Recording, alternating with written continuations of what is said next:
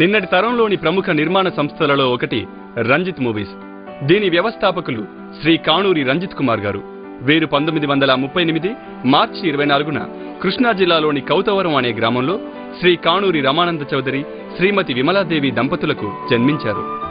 1973లో వీరి పినతండ్రి లక్ష్మీ ఫిలిమ్స్ పంపిణీ సంస్థ అధినేత అయిన శ్రీ కేఎల్ఎన్ ప్రసాద్ గారి ప్రోత్సాహంతో రంజిత్ మూవీస్ సంస్థను స్థాపించి చీకటి వెలుగులు అనే కళాత్మక చిత్రాన్ని నిర్మించారు.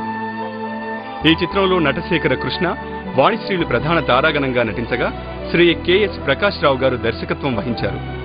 ఈ చిత్రం ద్వారా వీరు సంగీత సాహిత్యాల పరంగా వినుతికెక్కడమే కాకుండా ఆనాటి తరాలను ఎంతగానో ప్రభావితం చేశారు. చీకటి వెలుగుల కౌగిటిలో చిందే కుంకుమవన్నెలు,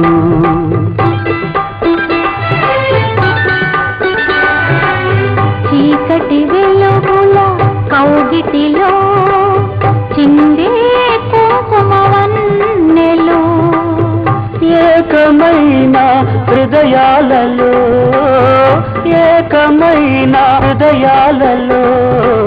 పాకెలు ఈ మెడ చుట్టూ గులాబీలు, ఈ సిగపాయల మందారాలు.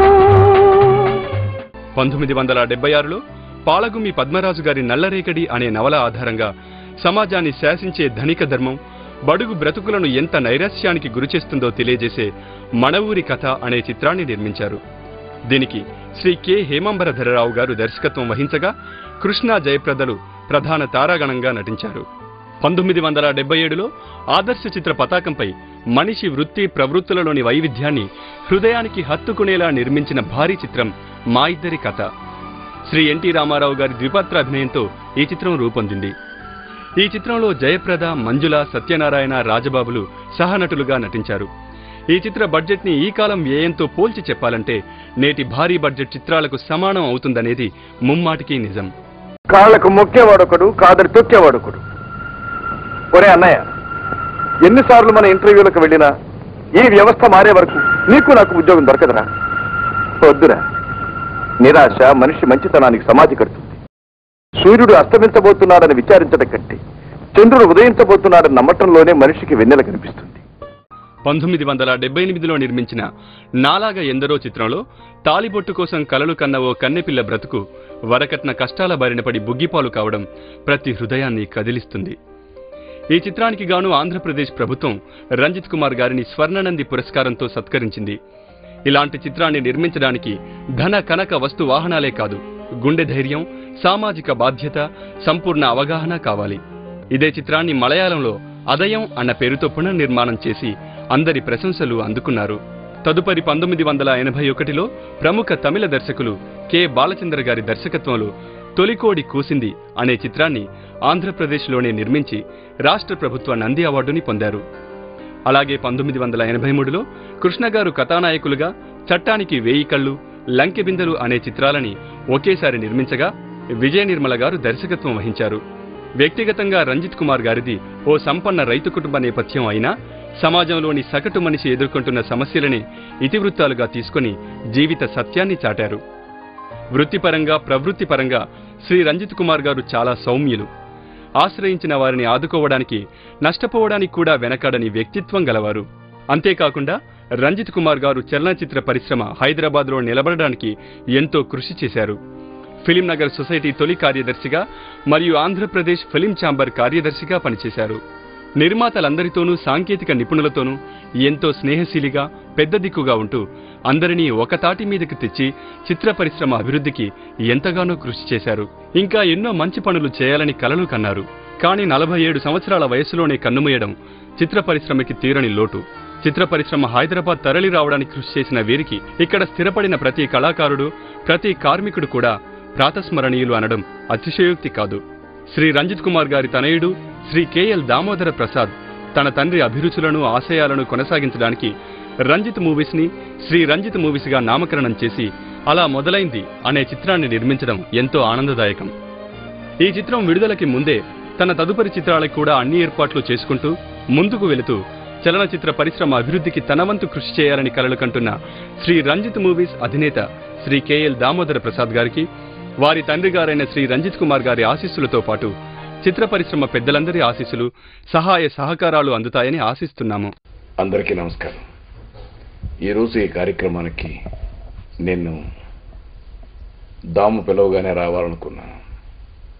కానీ పరమవీర చక్ర షూటింగ్ కారణంగా నేను రామోజీ ఫిల్మ్ సిటీలో ఉండడం మూలంగా రాలేకపోయినా ఒక సామాజిక అవగాహనతో ఒక మంచి సినిమా వస్తుంది అంటే నాకు నిజంగా అవకాశం ఉన్నా లేకపోయినా రావడానికి ప్రయత్నించే మనిషి అన్న సంగతి మీ అందరికీ తెలుసు. ముఖ్యంగా ఈ సినిమా రంజిత్ కుమార్ బహుశా ఇప్పుడున్న కొంతమందికి బహుశా పేరు తెలిసి ఉండకపోవచ్చు. ఇవాళ ఫిల్మ్ నగర్ సొసైటీ అనే సంస్థ ఉద్భవించడానికి కారకుల్లో ఒక ముఖ్యుడు. అలాగే ఆ సంస్థకి కార్యదర్శిగా పనిచేస్తూ అకస్మాత్తుగా చిన్న వయసులోనే చనిపోయాడు రంజిత్. నాకు చాలా ఆప్తుడు, మిత్రుడు, వ్యక్తిగా చాలా మంచి వ్యక్తి, అన్నింటిని మించి ఎంతో ఉన్నతమైన అభిప్రాయాలు, ప్రమాణాలు కలిగిన సినిమాలు నిర్మించిన వ్యక్తి.